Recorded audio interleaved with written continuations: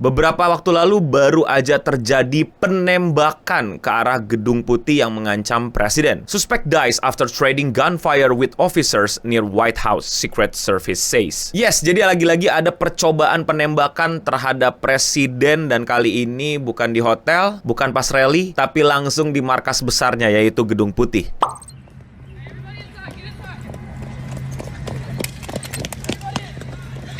Som de tiros.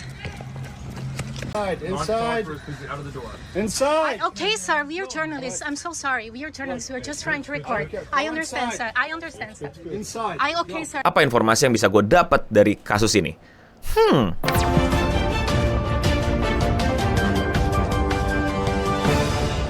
The man approached the checkpoint at 17th Street and Pennsylvania Avenue near the White House, pulled a gun out his back and started shooting at officers, according to a Secret Service statement sent to reroutes. Office returned fires and shoot the suspect, the agency said. Jadi di tanggal 23 Mei sekitar jam 6 sore di sekitaran White House ya. Jadi pelaku belum masuk ke White House, melainkan ke arah White House dan dekat sekali sama White House, itu melakukan aksi penembakan ke para keamanan White House, lebih tepatnya di sini para polisi dan Secret Service. Dari berita yang gue baca, dia sendirian, dia ngeluarin senjatanya dari tas dan langsung menembaki, dan tembakannya pun dibalas sama petugas keamanan sekitar. Aksi ini kencang banget, kedengeran banget, bahkan pada saat itu lagi ada beberapa outlet news yang lagi nunggu kabar dari Donald Trump. Jadi Donald Trump tuh di situ tuh lagi rapat mengenai banyak hal, salah satunya yang lagi ditunggu-tunggu sama news outlet untuk dibacakan dan dikabarkan ke warga Amerika adalah perkembangan update perang Iran. Dan pas lagi bawain secara live streaming, tiba-tiba terdengar suara tembak-tembakan tersebut. President Trump has said a deal is close, only for the two sides to remain far apart. On Capitol Hill is weakening.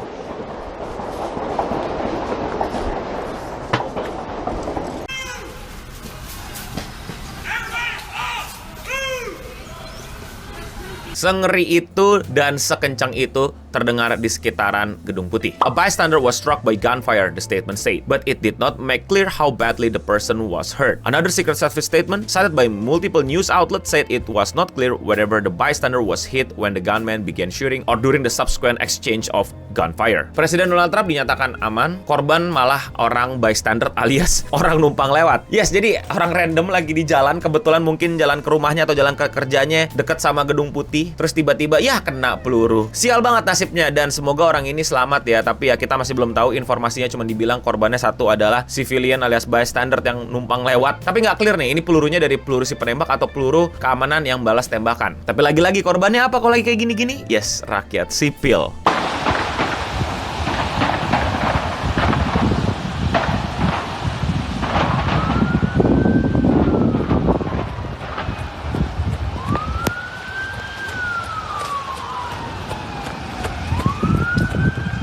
Pertanyaan berikutnya adalah, ini pelakunya siapa dan buat apa dia melakukan ini? Ini dari berita yang berbeda ya, dari New York Post, yang gue agak ragu sama beritanya, tapi gue akan coba bacakan. Tapi please take it with a grain of salt, karena kayak dia tiba-tiba dari semua outlet yang gue cari yang udah ngeluarin nama duluan, bahkan foto duluan, dibanding news outlet yang menurut gue bisa lebih gue percaya lah source-nya. Nasir Best, 21, fired at checkpoint about 6:10 p.m. after being seen passing in a strange manner up and down 17 Northwest, source told the Post. He only got off a few shots before he was shot and in hail of bullets from federal officers. At least one bystander was hit and seriously wounded in the Fusilide, the source said. Sekali lagi, itu bukan dari source yang menurut gua kuat, tapi ya kadang-kadang bisa duluan, kadang-kadang bisa terlambat. But please take it with a grain of salt, dan mari kita tunggu informasi dan terupdate-nya dari berita-berita outlet-outlet di sana. Tapi setidaknya itu yang bisa gua dapetin dari gua modal googling sekarang.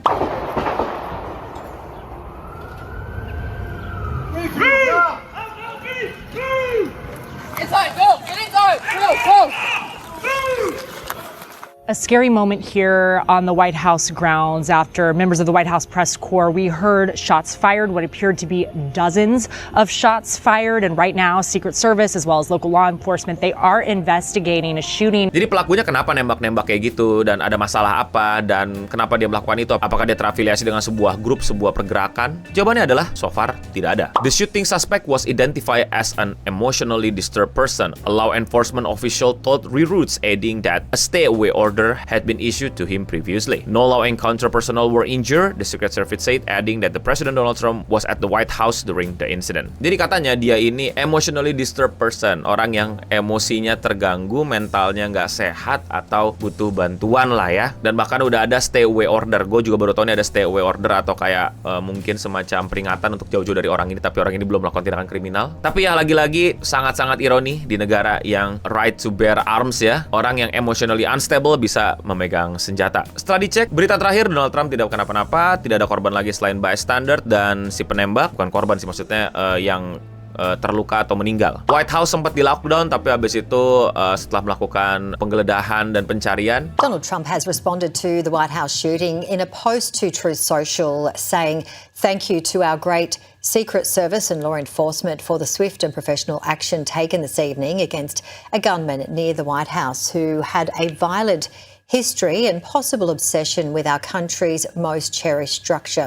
Udah dibuka lagi dan government Amerika berjalan seperti biasa. Tapi dari sini tuh gue merefleksikan tentang bagaimana sih Second Amendment Amerika ini tuh mau dibawa kemana gitu. Lo tau gak sih kalau kepercayaan bahwa orang-orang Amerika itu berhak memegang senjata itu dibuat dan dipertahankan untuk one day misalnya governmentnya itu kelewatan atau jadi tirani lagi kayak waktu zaman-zaman King George dan lain-lain, mereka bisa angkat senjata dan melawan gitu kalau misalnya tiba-tiba pemerintahan mereka kembali menjadi tirani. Bukan cuma buat melindungi diri dan ngelawan yang orang jahat pakai senjata, itu salah satu argumennya. Dan iya ternyata tidak mampu ya.